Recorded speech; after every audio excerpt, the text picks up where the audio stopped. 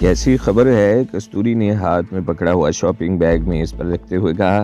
सुमित्रा ने अखबार इसकी तरफ बढ़ा दिया। खबर पढ़कर वो भी कुछ नर्वस सी हो गई, लेकिन इसने अपनी कैफियत पर फौरन काबू पा लिया। आज की रात है, वो अखबार मेज पर डालते हुए बोली। कल तो हम यहाँ से निकल ही जाएंगे, रूप से आए यहाँ टापता रह जाएगा। आज की रात, मैंने कहते हुए शॉपिंग बैग में झांका और इसमें से एक सेब निकाल कर खाने लगा, गोया कोई उम्मीद बंधी है। हाँ, कस्तूरी मुस्कुराई। तुम्हारी इस दोस्त को देखकर इसके होश उड़ गए थे। पागल हो गया है वो मुड़कर सुमित्रा की तरफ देखने लगा। इसने कल का प्रोग्राम बना रखा था, लेकिन सुमित्रा को देखते ही इसने प्रोग्राम बदल दिया। गोया इसने खुद ही अपनी ज़िंदगी के 24 घंटे कम कर दिए और आज रात का प्रोग्राम बना लिया। प्रोग्राम क्या है? मैं दांतों से सेब का एक और टुकड़ा काटते हुए पूछा। मुझे चाय की तरफ हो रही है, कस्तूरी ने कहा। मैं चाय बना लूँ, फिर बात करते हैं। सुमित्रा भी अपने कमरे की तरफ जा चुकी थी। मैं उठकर इस कमरे में आ गया। इस वक्त सुमित्रा मुँह हाथ धोकर बाथरूम से निकल आई। ओ, मैं तो कुछ और ही सोच कर आया था और तुमने, न जाने क्या बात है कि ये लेपअप होती है, मुझे अच्छी नहीं लगती। इसने मेरी बात काटते हुए कहा। दिल बुझ सा गया है, अब तो जीवन भी बोझ सा लगने लगा है। मंदिर में कोई बात हुई थी क्या? मैंने पूछा। नहीं, ऐसी तो कोई बात नहीं हुई, सुमित्रा ने जवाब दिया। पंडित राम अवतार तो मेरे करीब भी नहीं आया, दूर ही से ललचाई हुई नज़रों से देखता रहा और फिर वो घंटा भर एक अलग कोने में बैठा कस्तूरी से खुसर फुसर करता रहा। इसका मतलब है कि तुम्हें ये भी मालूम नहीं कि उन्होंने क्या प्रोग्राम बनाया है? मैंने पूछा। सुमित्रा ने नफ़ी में सर हिलाया। कुछ ही देर बाद कस्तूरी की आवाज़ सुनाई दी। वो चाय के लिए बुला रही थी। हम हॉल कमरे में आ गए। ये सेब बाजार से लेकर आई थी, मैंने थैले में से एक और सेब निकालते हुए कहा। बहुत दिनों बाद सेब की शक्ल देखी है, यहाँ तो बहुत महंगे बिकते होंगे। ये सेब पंडित राम अवतार ने दिए थे, कस्तूरी ने मुस्कुराते हुए जवाब दिया। ये कश्मीरी सेब हैं, बाजार से कम 100 रुपए किलो तो ज़रूर होंगे, मगर मंदिरों के सेवकों को हर चीज़ मुफ्त में मिलती है, इसलिए तो खा खा कर सूर की तरह पले हुए हैं। लोग तो मंदिरों में देवी और देवताओं के चरणों पर सोने की मूर्तियां और जेवरात भेंट कर देते हैं। 100 रुपए किलो वाले सेब क्या हैसियत रखते हैं? भेंट चढ़ाने वालों से भगवान खुश हो ना हो, पुजारी ज़रूर खुश हो जाते हैं। तो फिर प्रोग्राम क्या बना? इस मरतबा मैंने चाय का कप उठाते हुए कहा। 11 बजे पंडित का एक काबिल एतमाद आदमी गाड़ी पर हमें लेने के लिए यहाँ पहुँचेगा। पहाड़ी वाला बंगला यहाँ से ज़्यादा दूर नहीं है, तुम आसानी से पहुँच जाओगे। वो मुझे पता समझाने लगी। दाएं तरफ यही सड़क तकरीबन 1 मील आगे ख़त्म हो जाती है। वहीं पहाड़ी के दामन में बड़े बड़े बंगले हैं। पहाड़ी का वो दामन चंद साल पहले ही आबाद होना शुरू हुआ है, इसलिए बंगलों की तादाद कम और वो एक दूसरे से खासे फासले पर वाक़ हैं। वो खामोश होकर चाय के घूंट भरने लगी, फिर बोली। सड़क के इख्तिताम पर बाएं तरफ मुड़ जाना, वहाँ से तकरीबन निसफ मील आगे सड़क के साथ ही एक बड़ा सा बंगला है, जिसके गेट पर काली माँ की मूर्ति लगी हुई है। इसके साथ एक बल्ब भी रात भर जलता रहता है। इस बंगले के पहलू ही में एक रास्ता ऊपर की तरफ चला गया है और तकरीबन 100 गज आगे वो बंगला है। इसके आसपास और कोई बंगला नहीं है। काली मूर्ति वाला बंगला याद रखना, वहाँ से तुम आसानी से आगे पहुँच सकोगे। वहाँ पंडित के अलावा कितने आदमी होंगे? मैंने पूछा। कोई नहीं, कस्तूरी ने जवाब दिया। इसके साथ हसीन औरत हो तो किसी और को हिस्सेदार नहीं बनाया था। इसने की नखियों से सुमित्रा की तरफ देखा। और वो आदमी जो तुम लोगों को लेने आएगा? मैंने पूछा। शंभूनाथ, कस्तूरी बोली। वही पुजारी जो आज सुबह यहाँ आया था और इसका काबिल एतमाद साथी है, लेकिन ऐसे मौके पर राम अवतार इसे भी करीब नहीं फटकने देता। हो सकता है वो मुझे इसके हवाले कर दे, या ये भी मुमकिन है आज की रात इसे मारूम ही रखे और इसे बंगले की चौकीदारी के लिए बाहर ही बिठा दे। तुम्हारा मतलब है कि पंडित खुद तहखाने में होगा, लेकिन अगर मैं शंभूनाथ पर काबू पा लूँ तो क्या इस रास्ते की निशानदेही कर सकेगा? मैंने पूछा। हाँ, शंभूनाथ सब कुछ जानता है, कस्तूरी मुस्कुराई। ठीक है, मैंने कहा। तुम लोग 11 बजे निकलोगी और इसके चंद मिनट बाद मुझे भी यहाँ से निकल जाना चाहिए। मुझे पैदल वहाँ तक पहुँचने में कुछ वक्त तो लग जाएगा। हाँ, और मेरा अंदाज़ा है कि तुम 11:30 बजे तक वहाँ पहुँच जाओगे, कस्तूरी ने जवाब दिया। और फिर हमारा मौजू बदल गया। 8 बजे के करीब कस्तूरी बाज़ार से जाकर खाना ले आई और 10 बजे के करीब वो सुमित्रा को लेकर शर्मिला वाले कमरे में घुस गई। तकरीबन पौन घंटे बाद वो दोनों इकट्ठी बाहर निकली। उन्हें देखकर मैं पलकें झपकना भूल गया। कस्तूरी शर्मिला का वार्डरोब बड़ी आज़ादी से इस्तेमाल कर रही थी। इस वक्त इन दोनों के जिस्मों पर दूसरे लिबास नजर आ रहे थे। 11:15 बजे के करीब बाहर का दरवाज़ा खटखटाने की आवाज़ सुनाई दी। कस्तूरी एक झटके से उठकर खड़ी हो गई। मैं तमाम बत्तियां बुझा रही हूँ, इसने मेरी तरफ देखते हुए सरगोशी की। बाहर गेट के दरवाजे पर मैं ताला लगा दूंगी, तुम बरामदे वाला दरवाज़ा भीड़ जाना, میں کھڑکی کے قریب پردے کی اوٹ میں کھڑا ہو گیا۔ کستوری نے تمام بتیاں بجھا دیں اور سمندرا کا ہاتھ پکڑ کر باہر چلی گئی۔ میں اندھیرے میں کھڑکی کے قریب کھڑا انہیں جاتے ہوئے دیکھتا رہا۔ اس وقت 12 بج رہے تھے اور پہاڑی کے دامن میں کالی دیوی کی مورتی والا بنگلہ تلاش کرنے میں مجھے زیادہ دشواری پیش نہیں آئی۔ اس طرف سناٹا تھا۔ میں اس بنگلے سے چند گز آگے اوپر جانے والے پتھریلے راستے پر مڑ گیا۔ میں طے شدہ وقت سے آدھا گھنٹہ لیٹ ہو گیا تھا اور میرے خیال میں اس سے کوئی فرق نہیں پڑتا تھا۔ پہاڑی پر کانٹے دار جھاڑیاں تھیں اور تاریکی میں کہیں کہیں درختوں کے سائے بدروہوں کی طرح جھولتے ہوئے نظر آ رہے تھے۔ وہ کوئی باقاعدہ سڑک نہیں تھی، غالباً بلڈوزر وغیرہ سے زمین ہموار کر کے کشادہ راستہ سا بنا لیا گیا تھا جس پر پہلو بہ پہلو 2 کاروں کی آمد ہو سکتی تھی۔ پتھر میرے پیروں سے ٹکرا کر لڑک رہے تھے۔ میں بہت محتاط ہو کر قدم اٹھانے لگا۔ سناٹے میں پتھروں کے لڑکنے کی آواز دور تک پھیل سکتی تھی۔ تقریباً 50 گز کے فاصلے پر میں کسی قدر بائیں طرف مڑ گیا۔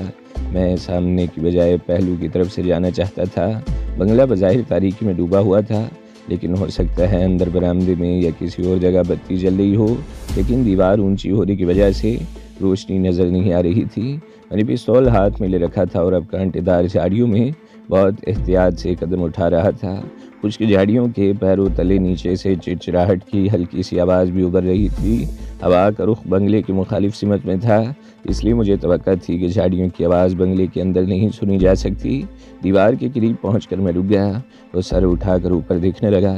دیوار تقریباً 8 فٹ اونچی تھی۔ اگر اس پر پلستر ہوتا تو اس پر چڑھنا آسان نہ ہوتا۔ یہ دیوار پہاڑی کے پتھر تراش کر بنائی گئی تھی۔ پتھروں میں ابھار تھا اور یہ ابھار غالباً دیوار میں خوبصورتی پیدا کرنے کے لیے رکھا تھا، لیکن پتھروں کے یہی ابھار اب میرے لیے اوپر چڑھنے کا ذریعہ بن گئے تھے۔ میں نے پستول جیب میں ڈال لیا اور پتھروں کے بھاری ابھاروں پر ہاتھ جماتا ہوا اوپر چڑھنے لگا اور مجھے کوئی دشواری پیش نہیں آئی تھی۔ کمپاؤنڈ بہت وسیع تھا۔ عمارت گیٹ سے تقریباً 20 گز کے فاصلے پر تھی۔ پورچ میں ایک سفید کار کھڑی نظر آئی اور اس کے دوسری طرف ایک کمرے کی کھڑکی سے بہت مدھم سی روشنی جھلک رہی تھی۔ کھڑکی کے سامنے اگر دویس پردہ نہ ہوتا تو تیز روشنی باہر آ سکتی تھی۔ میں دیوار پر بیٹھا تاریکی میں ادھر ادھر گھورتا رہا۔ میرے بائیں طرف عمارت سے ذرا ہٹ کر غالباً سرونٹ کوارٹر تھا، جس کے سامنے قریب قریب 2 درخت بھی تھے، لیکن وہ سیدھے تنے ہوئے تھے۔ کئی فٹ کی اونچائی تک تو کوئی شاخ نہیں تھی، البتہ بہت اوپر چوٹی پر درخت چھتریوں کی طرح پھیلے ہوئے تھے۔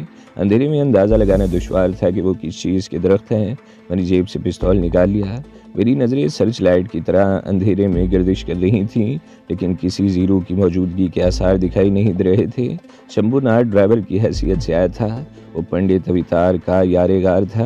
اگر پنڈت نے بھی اسے عیاشی میں اپنے ساتھ شامل کر لیا ہو تو وہ بھی اس کے ساتھ تہخانے میں ہوگا۔ بصورت دیگر اسے باہر یا اوپر ہی کسی کمرے میں ہونا چاہیے تھا۔ دیوار کے اندر کی طرف بھی پتھر بھرے ہوئے تھے، جن کی وجہ سے مجھے نیچے اترنے میں بھی کوئی دشواری پیش نہیں آئی۔ نیچے کچی زمین تھی اور خشک جھاڑیاں تھیں۔ میں اپنی جگہ پر بے حس و حرکت کھڑا رہا۔ میری نظریں برآمدے کی دوسری طرف اس کھڑکی پر مرکوز تھیں، جس سے مدھم سی روشنی جھلک رہی تھی۔ میں کچھ دیر سانس روک کے کھڑا رہا اور پھر دبے قدموں برآمدے کی طرف بڑھنے لگا۔ خشک جھاڑیاں میرے پیروں کے نیچے دب کر چرچرا رہی تھیں۔ میں محتاط انداز میں آگے بڑھتا رہا اور پورچ میں کھڑی ہوئی کار کے قریب پہنچ کر رک گیا۔ ابھی تک کسی طرف سے کوئی آہٹ سنائی نہیں دی تھی۔ شمبھو ناتھ اگر باہر ہوتا تو میں اب تک اس کی نظروں میں آ چکا ہوتا۔ میری نظریں اب بھی روشن کھڑکی پر مرکوز تھیں۔ میرا بایاں ہاتھ کار پر تھا اور میں آہستہ آہستہ آگے بڑھ رہا تھا۔ برآمدے میں پہنچ کر میں ایک ستون کی آڑ میں کھڑا ہو گیا۔ ایک لمحے ایک ہلکی سی آہٹ سنائی دی، جیسے کوئی چھوٹا سا پتھر لڑکا ہو۔ میں ستون کے ساتھ چپک گیا اور تاریکی میں اس طرف گھورنے لگا جس طرف سے آہٹ سنائی دی تھی، لیکن کچھ بھی دکھائی نہیں دیا۔ چند سیکنڈز بعد ستون کی آڑ سے نکل کر پھر آگے بڑھنے لگا اور کھڑکی کے قریب پہنچ کر رک گیا۔ کھڑکی کے اندر کی طرف سے دویز پردہ پڑا ہوا تھا، لیکن نیچے کونے سے پردہ ذرا سا سرکا ہوا تھا۔ میں نے جھک کر اس جگہ آنکھ لگا دی۔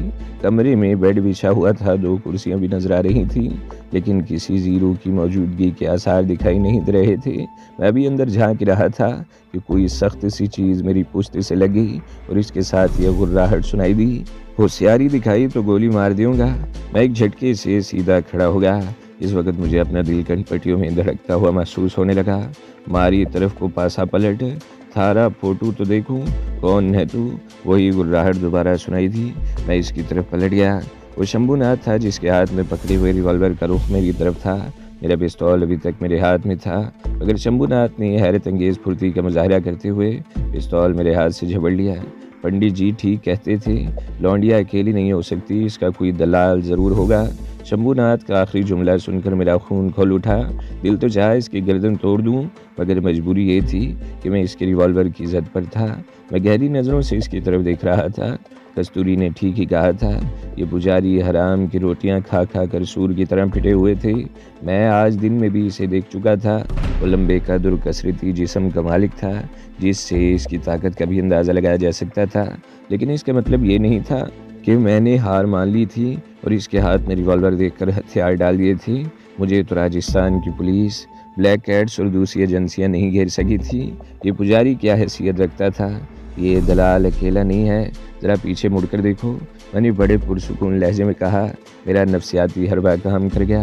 اس نے بڑی تیزی سے پیچھے مڑ کر دیکھا۔ میں نے ایک لمحہ ضائع کیے بغیر اس کے ریوالور پر ہاتھ پر ٹھوکر رسید کی۔ ریوالور اس کے ہاتھ سے نکل کر برآمدے میں جا گرا۔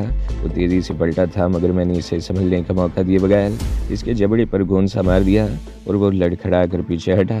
میرا دوسرا گھونسا اس کی ناک پر پڑا۔ وہ بلبلا اٹھا۔ میں اس پر تابڑ توڑ حملے کرتا رہا اور پنڈلی پر لگنے والی ایک ٹھوکر سے دوسرے پیر پر ناچ کر رہ گیا۔ میں نے ایک اور ٹھوکر رسید کر دی۔ اس مرتبہ وہ لڑکھڑا کر نیچے گرا تو میں نے اس پر چھلانگ لگا دی۔ میں اس کی گردن اپنے بازو میں لپیٹ لینے کی کوشش کر رہا تھا مگر اس کا ایک داؤ چل گیا اور میں اس کی گرفت میں آ گیا۔ اس کم وقت میں بے پناہ طاقت بھری ہوئی تھی۔ وہ مجھے بری طرح رکید رہا تھا۔ کئی منٹ تک ہم دونوں ایک دوسرے سے گتھم گتھا رہے۔ میں نے ایک مرتبہ اپنے آپ کو چھڑانے کی کوشش کی لیکن اس کے نیچے دب گیا۔ اس نے میری گردن دبوچ لی، دوسرے انگوٹھے سے میرے نرخرے پر دباؤ بڑھا رہا تھا۔ میں نے گلے پر سے اس کی گرفت چھڑانے کی کوشش کے ساتھ ساتھ اپنا گھٹنا دوہرا کر لیا اور پھر اس کے ٹانگوں کے بیچ میں گھٹنے سے زوردار ٹھوکر رسید کر دی۔ وہ بلبلا اٹھا اور میرے گلے پر اس کی گرفت ڈھیلی پڑ گئی۔ میں نے زوردار جھٹکا دے کر اپنے آپ کو چھڑایا اور اسے ایک طرف پلٹ دیا اور اس کے ساتھ ہی میں نے اچھل کر اسے اپنی گرفت میں لے لیا۔ اس مرتبہ اس کی گردن میرے بازو کی لپیٹ میں آ گئی۔ وہ اپنی گردن چھڑانے کی کوشش کرنے لگا۔ اس میں شبہ نہیں کہ اس میں گینڈے کی طرح بے پناہ طاقت بھری ہوئی تھی مگر یہ میرا پسندیدہ داؤ تھا اور حریف کے لیے اس سے چھٹکارا حاصل کرنا ممکن نہیں تھا۔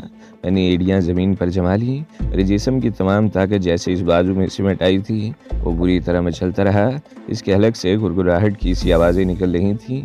میں نے اس کی گردن کو زور سے جھٹکا دیا لیکن کچھ نہیں ہوا سوائے اس کے کہ وہ بری طرح مچل کر رہ گیا ہو۔ اس کی سور جیسی موٹی گردن لکڑی کی طرح اکڑی ہوئی تھی۔ میں پے در پے جھٹکے دیتا رہا اور کڑک کی آواز ابھری۔ اس کی گردن کی ہڈی ٹوٹ گئی۔ وہ بری طرح تڑپ رہا تھا لیکن میں نے گرفت ڈھیلی نہیں کی اور گردن کو مسلسل جھٹکے دیتا رہا۔ اس کی مزاحمت ختم ہو گئی۔ اس کا جسم ڈھیلا پڑنے لگا لیکن میں نے اس کی گردن اس وقت تک نہیں چھوڑی جب تک وہ بالکل بے حس و حرکت نہیں ہو گیا۔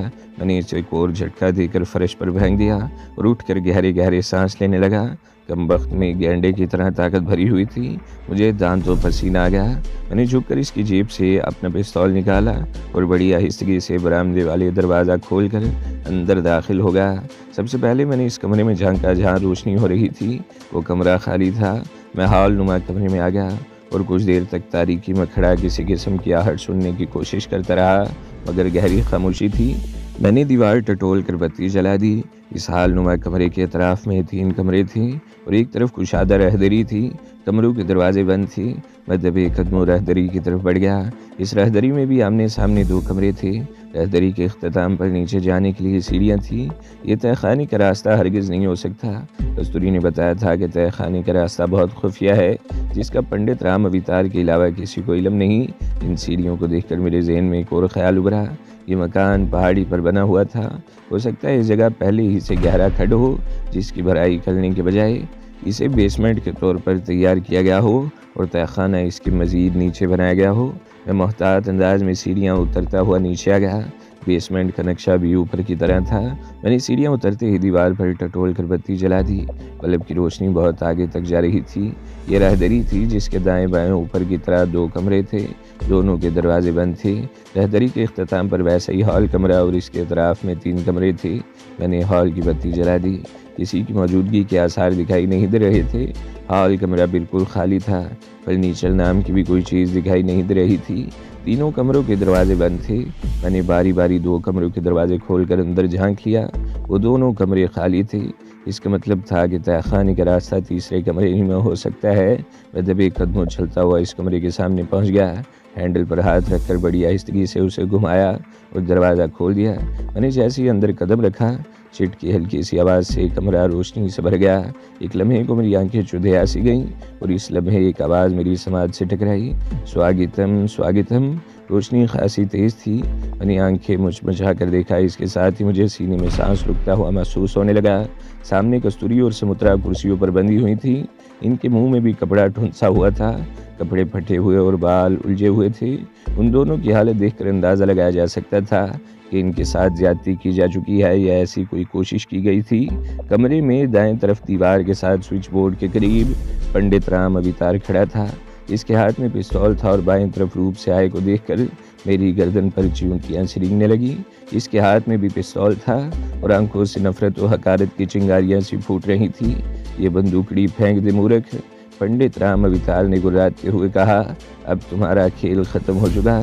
تم نے بھارت دیش کی پولیس کو انگلیوں پر نچا رکھا تھا، مگر رام اوتار کے جال میں کس قدر آسانی سے پھنس گئے۔ اب تو تمہیں یمدوت ہی مکتی دلا سکتا ہے۔ میں کہتا ہوں یہ بندوقڑی پھینک دو۔ میں نے کستوری اور سمترا کی طرف دیکھا، ان کی آنکھوں میں بے پناہ مایوسی تھی۔ میں نے ایک بار پھر باری باری پنڈت اور روپ سیاہے کی طرف دیکھا۔ میں جانتا تھا کہ میری کسی بھی غلط حرکت پر ان دونوں میں سے کوئی بھی مجھے گولی مارنے سے دریغ نہیں کرے گا۔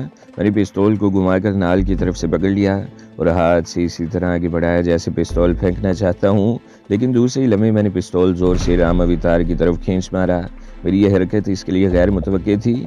پستول اس کے سینے پر لگا اور وہ کرا اٹھا۔ اس سے پہلے کہ میں کوئی دوسرا قدم اٹھاتا، کمرہ فائر کی آواز سے گونج اٹھا۔ روپ سیاہے نے میرے پیروں کے قریب گولی چلا دی تھی۔ اب اگر کوئی ایسی حرکت کی تو دوسری گولی تمہارے سینے میں لگے گی۔ روپ سیاہے گرایا، اب یہ کوئی حرکت نہیں کرے گا۔ روپ سیاہے، اپنی عقب سے آواز سن کر میں اچھل پڑا اور اس کے ساتھ ہی میرے منہ سے گہرا سانس نکل گیا۔ ایک پولیس انسپکٹر مجھ پر ریوالور تانے دروازے میں کھڑا تھا۔ اب آئی سمجھ میں بات۔ پنڈت رام اوتار میری طرف دیکھتے ہوئے بولا، وہ ایک ہاتھ سے سینہ سہلا رہا تھا، اسے اچھی خاصی چوٹ لگی ہوگی۔ اس نے کستوری کی طرف اشارہ کیا۔ مجھے کئی روز پہلے دیال شنکر نے بتا دیا تھا کہ یہ میری دولت اڑانے اور مجھے قتل کرنے کا منصوبہ بنا رہی ہے۔ میں اسے پھانسنے کے لیے موقع کی تلاش میں تھا، مگر یہ گاؤں چلی گئی اور اس روز شام کو واپس آئی تو اس نے دیال شنکر سے کہہ کر کھانا منگوایا تھا۔ دیال شنکر نے شام کو تمہیں اس کے ساتھ ٹانگے پر آتے ہوئے دیکھ لیا تھا۔